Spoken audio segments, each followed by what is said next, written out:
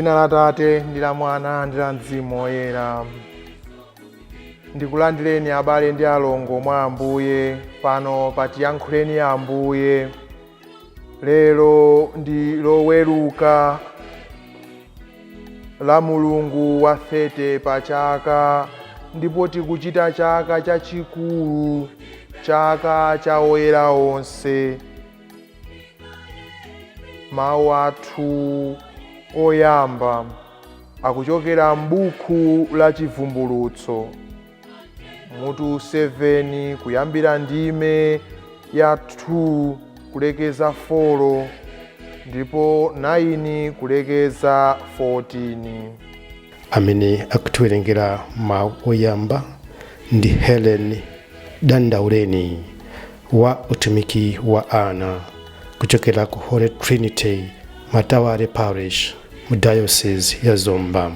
Mawu achiwiri ndi ankalata ya Yohane woyamba, mutu wa 3 kuyambira ndime yoyamba kulekeza 3. Amene akutiwerengera mawu achiwiri ndi Vincent Moses kuchokera ku St. Denis Parish mu Archdiocese ya Lilongwe. Mthenga wabwino ndi monga momwe adalembera Mateyu woyera, mutu wa 5 kuyambira ndime ya 1 kulekeza 12.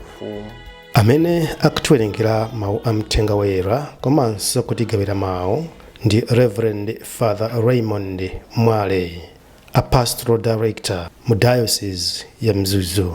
Mawu a m'buku la Chivumbulutso. Kenaka ndidaona mngelo wina akuchokera kuvuma, ali ndi chidindo cha Mulungu wopatsa moyo.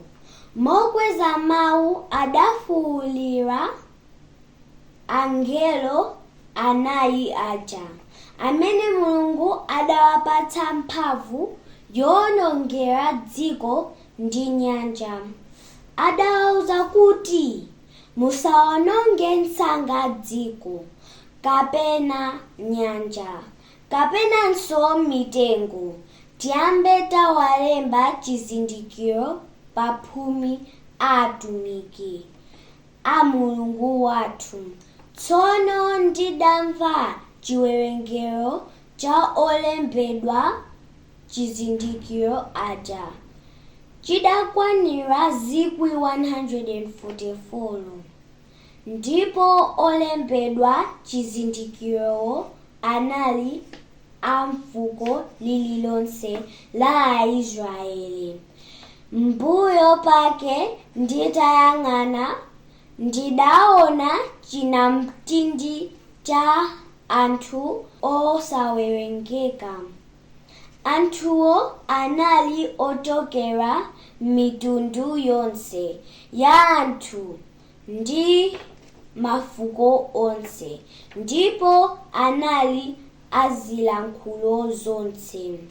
Adayimirira patsogolo pa mpando wachifumuwo uja ndi pamaso pa mwana wankhosa uja. Anali atavala mikanjo yoyera, nthambi zakanjeza zili manja.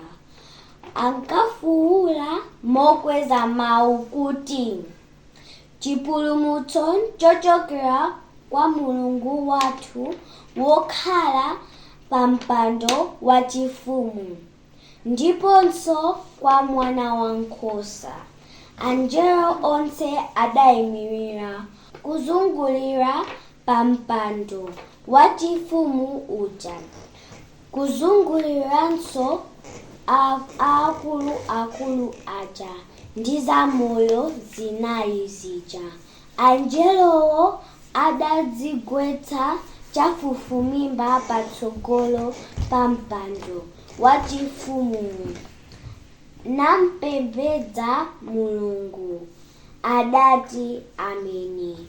Mulungu wathu ayandire matamando, ulemerero, nzeru, chiyamiko, ulemu mphamvu ndi nyonga mpaka muyaya.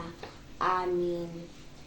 Pamenepo mmodzi mwa akulu aja adandifunsa kuti, kodi ovala mikanjo yoyera ndani ndipo achokera kuti? Ine ndidati, mbuyanga, mukudziwa ndinu. Ndipo iye adandiuza kuti amenewa ndi amene adapambana m'masautso aakulu aja. Adachapa mikanjo yawo ndi kuyiyeretsa m'magazi a Mwana Wankhosa. Mawu a Ambuye. Tithokoze Mulungu. Mawu a mkalata ya Yohane yoyamba. Onani kukula kwake kwa chikondi chimene Atate adatikonda nacho. Adatikonda kwambiri, kotero kuti timatchedwa ana a Mulungu, ndipo ndifedi ana ake. Anthu odalira zapansi pano satidziwa ifeyo, chifukwa iyenso sadamudziwe. Inu okondeka, ndife ana a Mulungu tsopano. Mulungu sadationetsebe chimene tidzakhale, koma tikudziwa kuti iye akadzaoneka tidzakhala ofanafana naye, pakuti tidzamuona monga momwe alili. Munthu aliyense amene ali ndi chiyembekezo chimenechi pa Khristu amadzisandutsa woyera monga momwe Khristuyo ali woyera. Mawu a Ambuye. Tithokoze Mulungu. Ambuye akhale nanu. Akhalenso ndi mzimu wanu. Mawu a Uthenga Wabwino monga adalembera Mateyu woyera. Ulemu kwa inu Ambuye. Mateyu mutu wa 5 kuyambira ndime yoyamba kulekeza 12. Yesu poona chikhamu cha anthu chija adakwera pa phiri. Iye atakhala pansi, ophunzira ake adamutsatira pomwepo. Kenaka adayamba kuwaphunzitsa adati, ngodala anthu amene ali osauka mu mtima mwawo, pakuti ufumu wakumwamba ndi wawo. Ngodala anthu amene akumva chisoni, pakuti Mulungu adzawasangalatsa. Ngodala anthu ofatsa, pakuti Mulungu adzawapatsa dziko lapansi pano kuti likhale lawo. Ngodala anthu amene akumva njala ndi ludzu lofuna chilungamo, pakuti Mulungu adzakwaniritsa zofuna zawo. Ngodala anthu ochitira anzawo chifundo, pakuti iwonso Mulungu adzawachitira chifundo. Ngodala anthu oyera mtima, pakuti adzaona Mulungu. Ngodala anthu ozetsa mtendere, pakuti Mulungu adzawatcha ana ake. Ngodala anthu ozunzidwa chifukwa cha kuchita chilungamo, pakuti ufumu wakumwamba ndi wawo. Ndinu odala anthu akamakunyozani, kukuzunzani ndi kukunyengezerani zoyipa za mitundumitundu chifukwa cha Ine. Sangalalani, kondwerani, chifukwa mphotho yanu ndi yayikulu kumwamba. Uthenga wa Ambuye. Ulemu kwa inu Ambuye Yesu Khristu. Abale anga okondeka, lero tikuchita chaka chachikulu cha oyera onse. Oyera onse amene timadziwa ndi amene sitimadziwa nkomwe, amene tidamvapo ndi amene sidamvepo ndikonse. Tikayang'ana iwowa, timaona ndithu kuthekera kumene Mulungu anatikonzera, ndipo amasanduka iwowa chilimbikitso kwa tonsefe, komanso amatikumbusa zoyenera kuchita kuti tikafike pamene iwowo ali. Izi zikutithandiza ndi kutipasa udindo wochilimika ndi kuthana ndi zotilepheresa kusatira mapazi ya anthu oyera. Posinkhasinkha za umoyo wa oyera onse, ifeyo umoyo wathu timadalisidwa, choncho umoyo wawo wa anthu oyera umatidalisa ife, umatipasa ndithu chilimbikiso pa umoyo wathu. Mapemphero awo ndithu a oyera onse amatiwongolera ife. Timanena ndithu pamwambo wa nsembe ya misa iliyonse kunena kuti pamodzi ndi oyera onse tikuyimba tikunena kuti, pamodzi ndi anjelo ndi oyera onse tikunena mosaopa kuti, iwowo oyera onse mapemphero awo amatiwongolera. Amatiwongolera kukhala mmene Ambuye afunira. Choncho kwa oyera onse ifeyo timapezako mphamvu ndithu zokhala umoyo wathu. We draw our strength from the example of the saints. Our strength is drawn from the lives of the saints. Iwo amatipasa ndithu chilimbikiso chokhala umoyo uno. Oyera onse amatithandiza kuona patali. Posinkhasinkha za iwo timaona kuti ndithu oyera onse ndi aphunzitsi amatiphunzitsa kuti tikhale bwanji umoyo uwu. Poona umoyo wawo, posinkhasinkha za umoyo wawo, timaona ndithu kuti awadi ndithu ndi anzathu. Zimene anakumana nazo ndi zimene nafenso tikukumana nazo. Koma iwo ndithu akutiphunzitsa kuti ngakhale adakumana ndi zokhoma, komabe akutiphunzitsa kuti titha kupita patali pokhala pophatana ndi Ambuye. Iwowo akutiyimirira. Poyang'ana umoyo wawo ndithu akutiyimirira. Oyera onse, they stand for us. They are our hope. Ndipo kunena kuti oyera onse amabweretsa mdalitso. Oyera onse amatithandiza kupitiriza pasogolo kuntumikira Mulungu. They inspire us. Looking at them, we see what we could be. Looking at the saints, amatiwonesa kuti ifeyo titha ndithu kufika pena pake mu umoyo wathu. Mwa iwo tiona ndithu kuti anali anthu, koma anayesesa kukhala mmene Mulungu iwo afunira. So in them we see human beings at their brightest and at their best. Mwa oyera onse timaona anthu kufika pamene Mulungu akufuna, pamene Mulungu akukondwera. Umoyo wa oyera onse siwotipangisa ife kuziyang'anira pansi ayi, ndi umoyo wotithandiza ndi kutiphunzitsa kuti tiyesese kupita pasogolo, kuchita zabwino.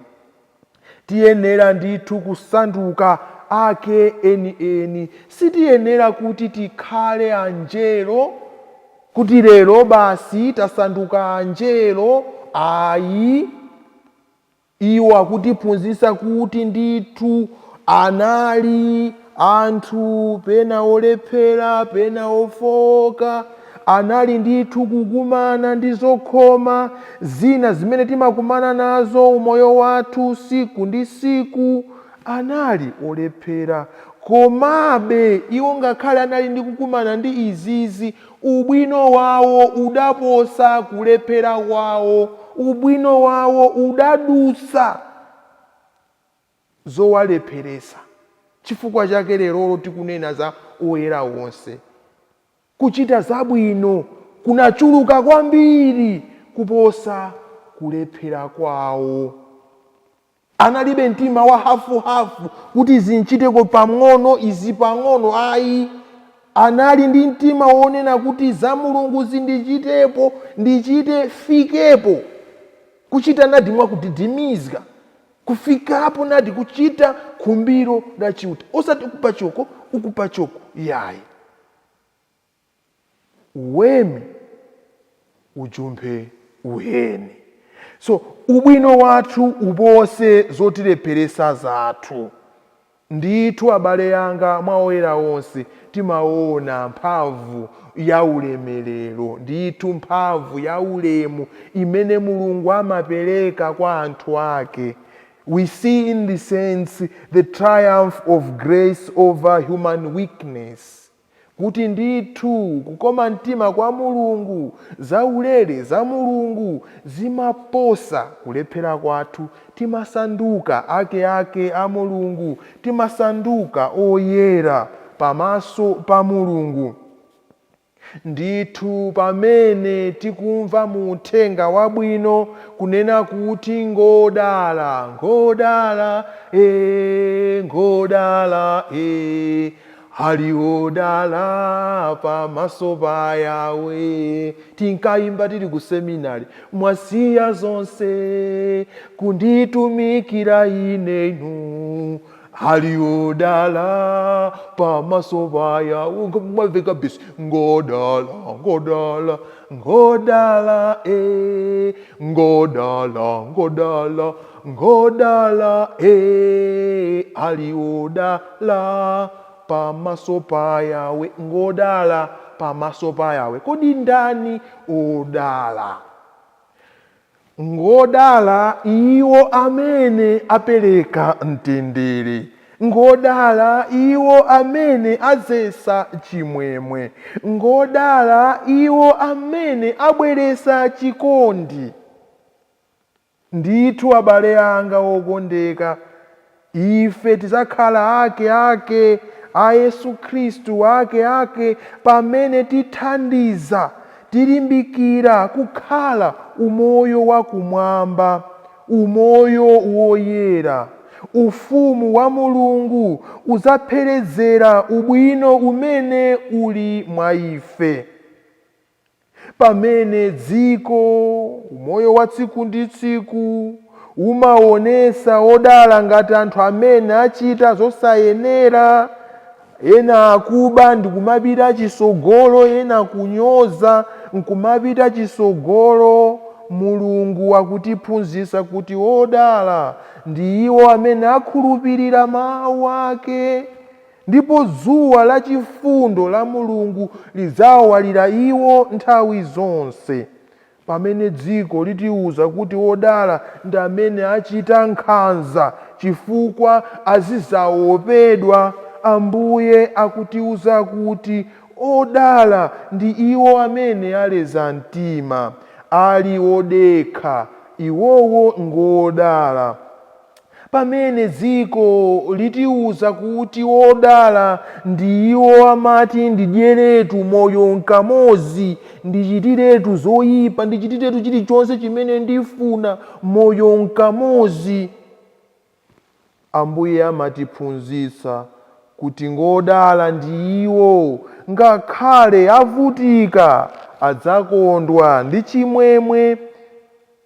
Pamene dziko litiphunzitsa kuti ngodala ndi iwo amene asamala malaya awo, avala zoyera zabwino, avala zokongola, avala za mtengo wapamwamba, Mulungu akutiphunzitsa kuti ngodala ndiye asunga mitima kukhala yoyera, ndiponso ndithu achita ntchito zabwino.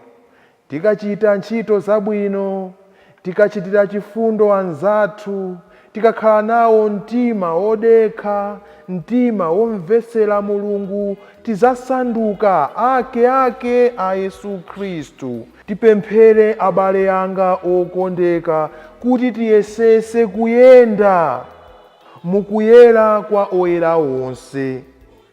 Tiyesese ndithu ndi mapemphero awo atithandize kufika pamaso a Mulungu. We pray for that. We pray that we will walk in the light of the saints and be supported by their prayers. Amen.